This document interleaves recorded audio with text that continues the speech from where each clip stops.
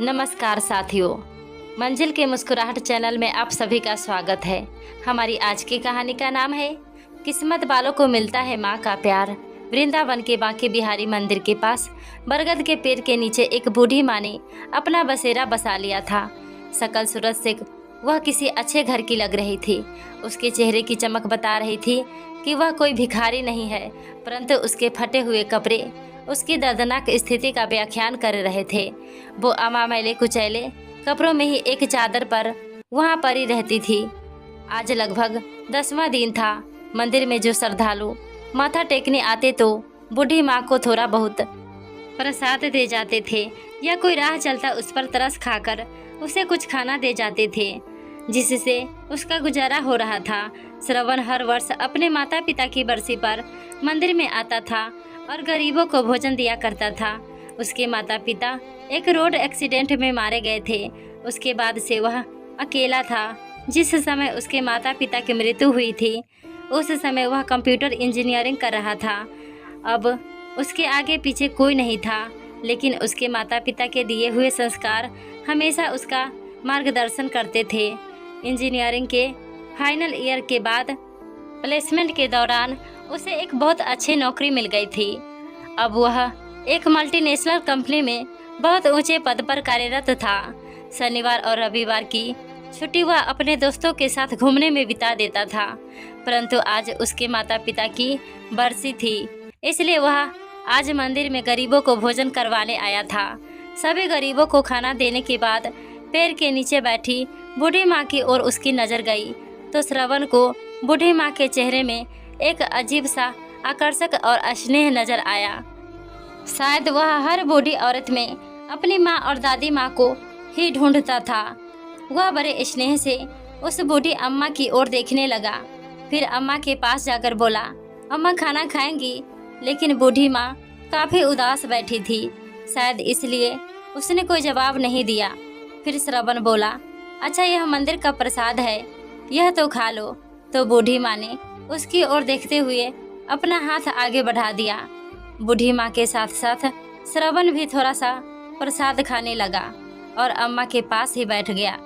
प्रसाद खाते खाते अम्मा से पूछने लगा, अम्मा आप कहाँ रहती हैं और इस पेड़ के नीचे कैसे बैठी हुई है? बूढ़ी माँ ने ठंडी सांस लेते हुए कहा, अरे बेटा, पहले मैं मथुरा में रहती थी। वहाँ मेरा अपना एक बड़ा सा शानदार घर है।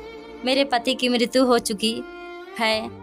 जब तक मेरे पति जीवित थे तब तक मुझे रानी बनाकर रखते थे, परंतु पति के स्वर्गवास के बाद धीरे धीरे अपने ही बेटे बहू को मैं खटकने लगी थी।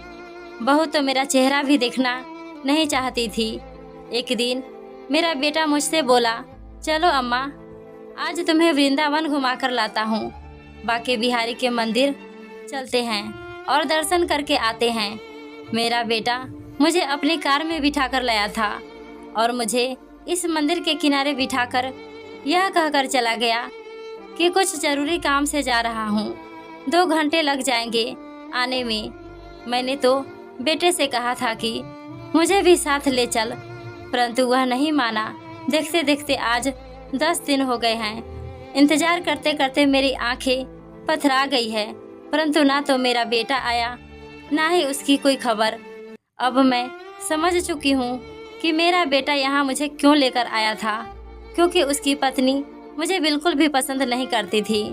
इसलिए मुझसे छुटकारा पाने के लिए मुझे यहाँ कान्हा जी की शरण में छोड़कर चला गया। कहते कहते बूढ़ी माँ की आंखें नम हो गई और चेहरा मुरझा गया। श्रवण के मन में उसकी स्वर्गवासी दादी और उसकी माँ की छवि दोनों एक साथ उभर आई और उसकी आंखों में आंसुओं की बूंदें छलक उठी। गरीबों को बांटने के बाद जो खाना बचा था उसने झट से निकाला और बूढ़ी माँ की चादर पर रख दिया। एक निवाला तोड़ा और अम्मा के मुंह में डाला और खुद भी खाने लगा। उसे ऐसा एहसास हो रहा था कि मानो वह अपने किसी परिवार के सदस्य के साथ खाना खा रहा हो। वह अम्मा के साथ कुछ देर वहीं बैठकर बातें करता रहा। अपने माता पिता की मृत्यु के बाद एकदम अकेला सा पड़ गया था। बिना अपने माता पिता के उसे अपना घर काटने को दौड़ता था। इसलिए वह अपने घर में रहना ज़्यादा पसंद नहीं करता था। किसी किसी दिन तो वह अपने घर में कदम तक नहीं रखता था। दोस्तों के साथ घूमकर अपने दर्द को कम करने की कोशिश करता था। परंतु आज जब बूढ़ी माँ से थोड़ी देर के लिए उसने बातचीत की तो उसे एक अपनापन सा महसूस हुआ। उसने अम्मा से पूछा, अम्मा क्या आप मेरे साथ मेरे घर पर चलोगी? तो बूढ़ी माँ ने कहा, बेटा जब मेरा अपना खून मेरा अपना बेटा है जिसे मैं जन्म दिया और पाल पोस कर बड़ा किया, जब वही मुझे नहीं रख सका तो तू मुझे अपने घर में ले जाकर क्या करेगा? जब मेरा अपना बेटा ही मेरा ना रहा तो मैं दूसरों से क्या उम्मीद लगाऊंगी? रहने दो बेटा, मुझ पर दया मत करो। मैं यहीं बांके बिहारी की शरण में रहकर अपना जीवन जैसे तैसे गुजार लूंगी। श्रवण बोला, मेरे माता पिता एक घटना में स्वर्गवासी हो गए और मैं इस दुनिया में बिल्कुल अकेला रह गया हूँ। अब मेरे घर में मेरे अलावा और कोई नहीं है। आपका बातचीत करने का ढंग मेरी दादी से बिल्कुल मिलता जुलता है। आपको देखकर मुझे मेरी दादी की याद आती है। यदि आप मेरे साथ रहेंगे तो मुझे बहुत अच्छा लगेगा। यकीन मानो मुझे कोई दिक्कत नहीं होगी, उल्टा मुझे आपका सहारा मिल जाएगा। दिन भर काम करने के बाद जब मैं घर लौटूंगा तो कम से कम देखने के लिए आपकी सूरत तो होगी। अगर आपसे हो सके तो मेरे लिए खाना बना दिया करना और घर की देखभाल कर लेना। आपको भी रहने के लिए घर मिल जाएगा और मुझे भी अपनी माँ और दादी के प्यार की ठंडी छांव मिल जाएगी। तभी अम्मा ने कहा, बेटा तुम भावनाओं में रहकर यह बात कह रहे हो, परंतु मुझे मालूम है कि 2 दिन में ही मैं तुम्हें बोझ लगने लगूंगी और फिर तुम भी मुझे निकाल दोगे। ना बाबा ना, मैं यही अच्छी हूँ अपने बांके बिहारी की शरण में। अम्मा क्या किसी को अपने माता पिता भी बोझ लगते हैं? हाँ, दुनिया में कुछ लोग ऐसे हो सकते हैं, परंतु सारे तो नहीं। अम्मा, जिसके सर पे माँ बाप का साया हट जाता है वह कितना अकेला रह जाता है, मुझसे बेहतर कौन जानता होगा। मेरी दादी भी आपकी तरह बहुत प्यारी थी और मेरे माता पिता ने उनका बहुत ख्याल रखा था। वे उनसे बहुत प्यार करते थे, परंतु आज मेरे घर में कोई नहीं है। मुझे मेरी दादी और माँ की बहुत याद आती है। आप में मुझे अपनी दादी की छवि नज़र आती है। मैं विश्वास दिलाता हूँ कि मैं आपको कभी भी बोझ नहीं समझूंगा। गहरी सांस लेते हुए श्रवण बोला तो अम्मा का गला भी अवरुद्ध हो गया और उसकी आंखों में आंसू आ गए। अम्मा कुछ बोल ना सकी। श्रवण ने अम्मा का हाथ पकड़ा और बोला, चलो अम्मा, अब ज़्यादा मत सोचो, रात होने वाली है, अब आप अपने घर चलेंगी। श्रवण ने जैसे ही अम्मा का हाथ पकड़ा तो अम्मा ने उसके चेहरे की ओर देखा। श्रवण की आंखों में अम्मा को सच्चाई नजर आ रही थी। उन्हें लगा कि शायद कान्हा जी ने ही श्रवण को उसके पास भेजा है। श्रवण ने अम्मा को अपनी बाइक पर बिठाया और उसे अपने घर ले गया। इस घटना को आज 4 महीने हो चुके थे। श्रवण अब नियमित समय पर घर लौट आता था और अम्मा उसके लिए खाना बनाकर उसके आने की प्रतीक्षा करती थी। जब वह थक कर सो जाता था तो उसके सिर पर स्नेह भरा हाथ रखती थी। सुबह सुबह श्रवण के उठने से पहले ही अम्मा कान्हा जी की पूजा कर लिया करती और श्रवण का नाश्ता बनाकर रख देती। अब अम्मा को अपना घर मिल गया था और श्रवण को अपनी दादी और माँ का सच्चा प्यार। दोनों एक दूसरे का साथ पाकर बहुत खुश थे।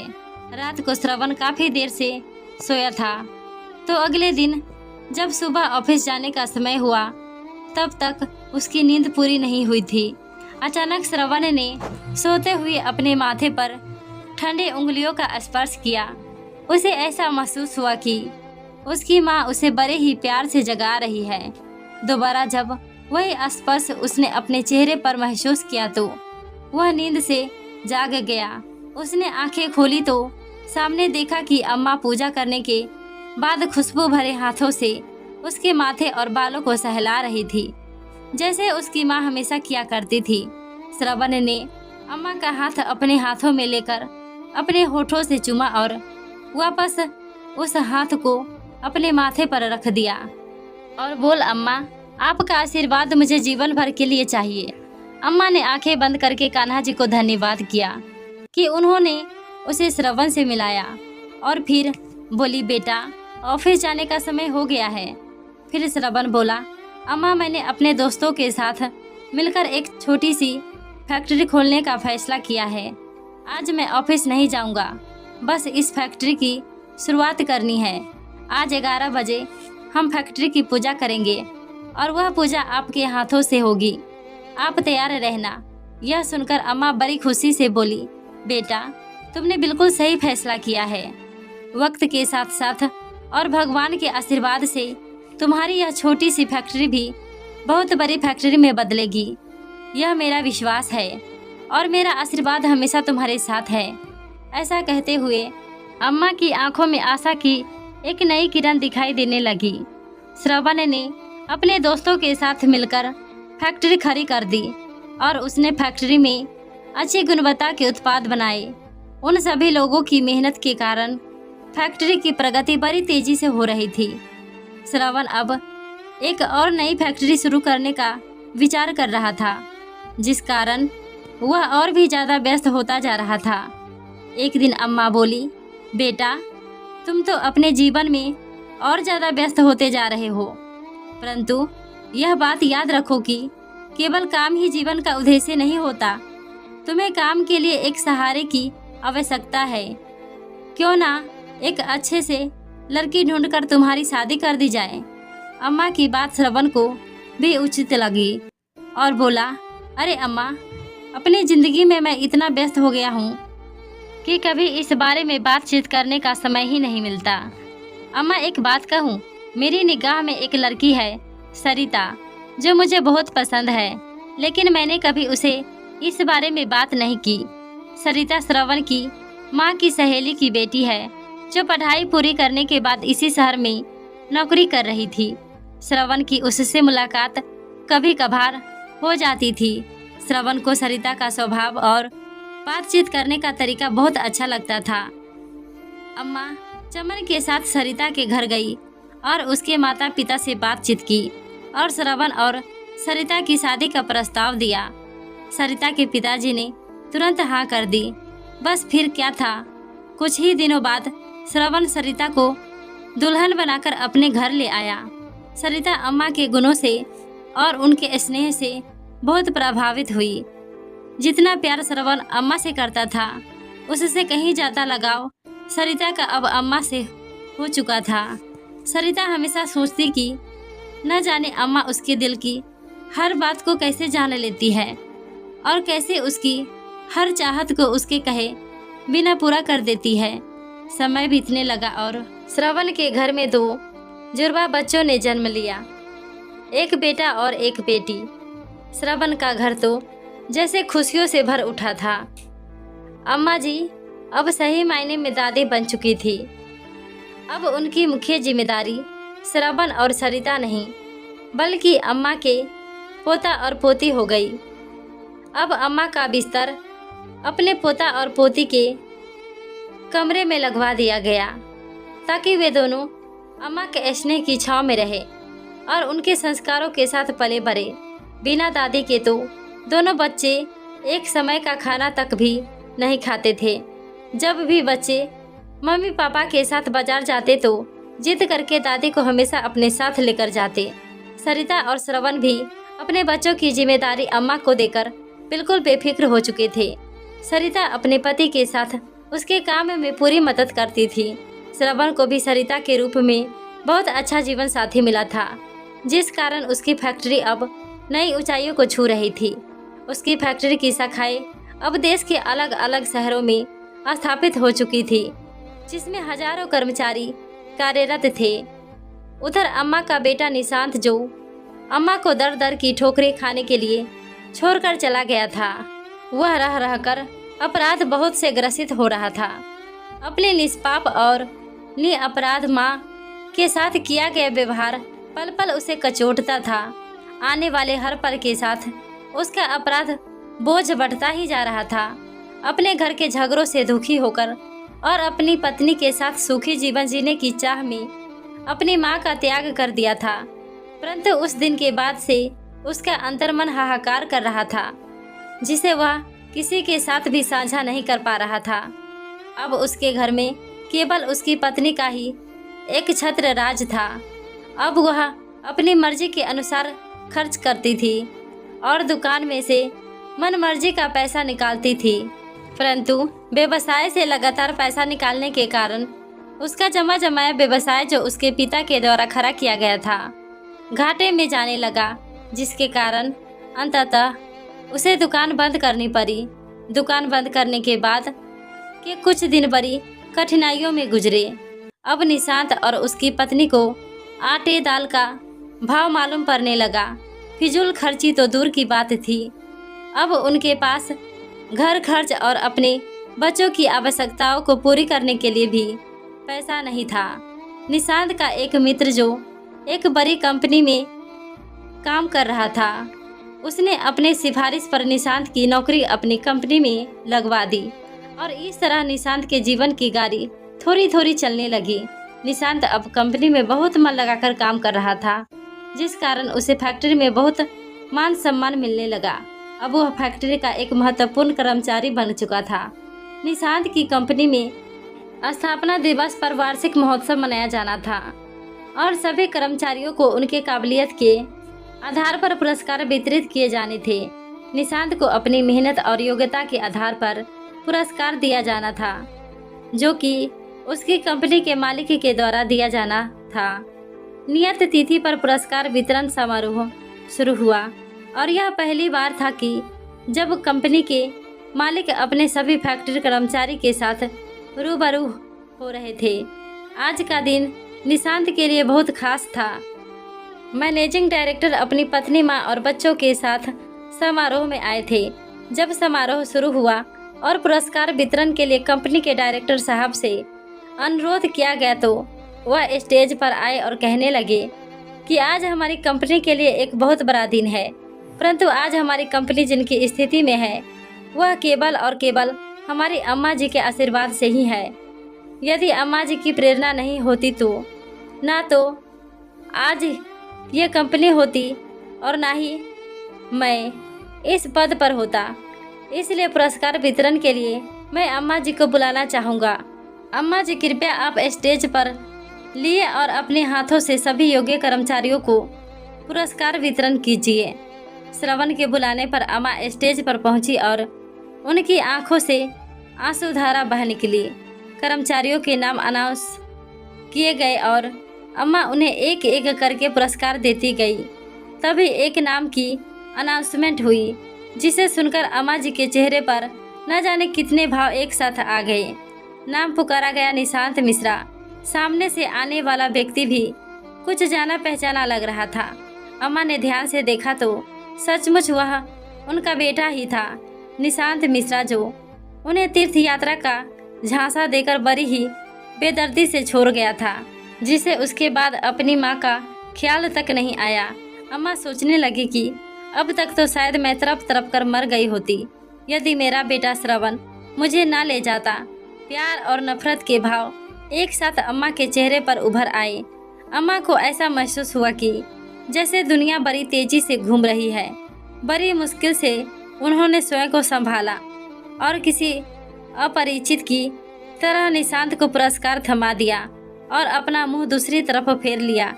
निशांत ने ध्यान से देखा कि पुरस्कार देने वाली महिला कोई और नहीं, उसकी अपनी माँ थी। देखते ही उसके पसीने छूटने लगे और वह अपनी माँ के पैरों में गिर पड़ा। उसे विश्वास नहीं हो रहा था कि उसकी माँ, जिसे उसने दर दर की ठोकरें खाने के लिए छोड़ दिया था, आज इतने बड़े साम्राज्य की मालकिन है। निशांत ने अपनी माँ से हाथ जोड़कर माफ़ी मांगी और कहा कि माँ, अब आप मेरे साथ अपने घर चलेंगी। कैसा घर, कैसी माँ? मेरा बेटा तो उसी दिन मर चुका था जिस दिन वह मुझे मंदिर के बाहर छोड़कर चला गया था। आज ना तो मैं तुम्हारी माँ हूँ, ना ही तुम मेरे बेटे। इतना कहकर अम्मा जी पुरस्कार वितरण को बीच में छोड़कर अपनी कुर्सी पर जाकर बैठ गई। निशांत माफ़ी मांगता रहा, लेकिन अम्मा ने उसकी तरफ देखा तक नहीं और श्रवण के साथ घर वापस चली गई। कभी निशांत अपनी माँ का बहुत लाडला हुआ करता था, लेकिन अपनी पत्नी के बहकावे में आकर वह अपनी माँ के साथ बहुत बुरा सलूक करने लगा। उन बातों को अम्मा कभी नहीं भूल सकती थी। उधर निशांत को यकीन नहीं हो रहा था कि जिस कंपनी में वह काम करता था उस कंपनी की मालकिन दरअसल उसकी माँ थी। आज इस माँ के हाथों से उसे पुरस्कार मिला तो उसका सिर चकरा गया। माँ के द्वारा उसकी घोर अपेक्षा और पाप कर्मों के कारण उसके दिल में न जाने कितने ही घाव हो चुके थे। हर पल उसे अपनी माँ की याद सता रही थी। अपनी करतूत उसे झकझोर रही थी और नासूर बनकर उसे लगातार चोट पहुंचा रही थी। एक दिन रविवार को जब उसकी ऑफिस की छुट्टी थी तो वह अपनी पत्नी नीता को लेकर स्कूटर पर राधा रानी के मंदिर दर्शन करने के लिए गया। राधा कृष्ण की मूर्ति के सामने हाथ जोड़कर खड़ा हुआ तो उसे ऐसा लगा जैसे भगवान भी कुटिल दृष्टि से उसके द्वारा किए गए घोर पाप के लिए उस पर हंस रहे थे। घबराकर उसने आंखें खोली। पूजा पाठ करके मंदिर से आते हुए अपराध बोध के कारण उसकी मानसिक स्थिति बिगड़ी हुई थी, जिस कारण उसे सामने से आता हुआ ट्रक भी नजर नहीं आया और तेज धमाके के साथ स्कूटर ट्रक से टकरा गया। वे दोनों बड़ी बुरी तरह से घायल हो गए। निशांत की स्थिति गंभीर बनी हुई थी। उसके पैर की हड्डी टूट चुकी थी और उधर उसकी पत्नी नीता को पैरालिसिस हो चुका था। वह उठने और चलने में असमर्थ थी। जब उसे होश आया तो तहारे मार मार कर रोने लगी। अब घर पर भी दोनों बच्चों की देखरेख के लिए कोई नहीं था। नीता के मायके से उसके भाई भाभी उसका पता करने के लिए आए, परंतु थोड़ी देर में हाल चाल पूछकर वे दोनों चलते बने। निशांत के दोस्त ने सारी घटना की जानकारी कंपनी के मालिक श्रवण को दी। जब श्रवण फोन पर उससे बात कर रहा था तो अम्मा वहीं बैठकर उसके साथ चाय नाश्ता कर रही थी। निशांत मिश्रा का नाम सुनकर अम्मा चौंक उठी। उसने श्रवण से पूछा कि क्या हुआ, किस बारे में बात हो रही थी, तो श्रवण ने सारा हाल कह सुनाया कि उसकी कंपनी का एक कर्मचारी निशांत मिश्रा का एक्सीडेंट हो चुका है। वह गंभीर रूप से घायल है। यह सुनकर अम्मा रोने लगी। जब श्रवण ने अम्मा से उसके रोने का कारण पूछा तो अम्मा ने सारी बात कह सुनाई। तब श्रवण बोला, अम्मा, कर्मों का फल तो भोगना ही पड़ता है। उसने जैसे कर्म किए थे उसे फल तो मिलना ही था, लेकिन अम्मा का दिल अंदर ही अंदर अपने बच्चों के लिए तड़प रहा था। उसके बेटा बहू लाचार होकर बिस्तर पर पड़े थे, इसलिए अम्मा ने कहा कि मैं थोड़ा समय अपने बेटे बहू के पास जाना चाहती हूँ। कुछ दिनों बाद वापस आ जाऊंगी। श्रवण ने भी हामी भर दी और अम्मा को बहुत से पैसे देकर उनके बेटा बहू के पास छोड़ आया। अम्मा ने अपने बेटे और बहू को एक अच्छे से अस्पताल में भर्ती करवाया, जहां उनका पूरा ध्यान रखा जाने लगा। उनके बच्चों को संभाला और साथ साथ उनकी दुकान को भी फिर से खड़ा किया। जो पैसे श्रवण ने दिए थे उन पैसों को अम्मा ने अपने बेटे बहू की गृहस्थी संभालने में लगाया। हर कदम पर श्रवण ने अम्मा की पूरी मदद की। एक ओर तो निशांत और उसकी पत्नी की तबीयत अब कुछ सुधरने लगी थी और दूसरी ओर उसका कारोबार पहले की तरह चमक उठा था। उनकी गृहस्थी को कुछ ही महीनों में अम्मा ने फिर से व्यवस्थित कर दिया था। जब उन दोनों की अस्पताल से छुट्टी हुई और वह घर लौटी तो अम्मा जी से माफ़ी मांगने लगे। वह अपने किए पर शर्मिंदा थी। अम्मा की बहू बोली, अम्मा जी, जिसे मैं घर से बाहर निकाल दिया था वही आज इस घर में लक्ष्मी बनकर आई है। अम्मा जी, मैं आपको समझ नहीं पाई। हम लोगों ने आपका निरादर किया है। हमारे इस कर्म की सजा हमें आज मिली है। दोनों बेटा बहू अम्मा के पैरों में पड़ गए। अम्मा ने भी उन दोनों को माफ़ कर दिया और अपने पोता पोती को, और वहाँ रहने के बाद अम्मा ने कहा, अब तुम दोनों की तबीयत ठीक हो चुकी है और तुम अपने गृहस्थी को संभाल सकते हो। तुम्हारी दुकान भी खूब अच्छे से चल रही है, इसलिए अब मैं चलती हूँ। मेरा बेटा और मेरा परिवार मेरा इंतजार कर रहा है। यह कहकर अम्मा ने अपना बैग तैयार कर लिया। बेटा बहू दोनों ने अम्मा को जाने से रोकने की खूब कोशिश की, परंतु अम्मा ने कहा, मेरा बेटा श्रवण मुझ पर जान छिड़कता है। अब वही मेरा बेटा है, इसलिए मुझे जाना होगा। उन दोनों ने बहुत मनाया, परंतु अम्मा नहीं रुकी और बेटे के घर के लिए चल दी। बाहर श्रवण अम्मा को लेने के लिए गाड़ी में पहले ही पहुंच चुका था। किसी ने बिल्कुल सही कहा है, यह दुनिया है तेज धूप, वह तो बस छाँव होती है। स्नेह से सजी ममता से भरी माँ तो बस माँ होती है। दोस्तों, आपको यह कहानी कैसी लगी? लाइक और कमेंट करके ज़रूर बताएं और चैनल को सब्सक्राइब करना बिल्कुल ना भूलें। मिलते हैं एक नई कहानी के साथ। बहुत बहुत धन्यवाद।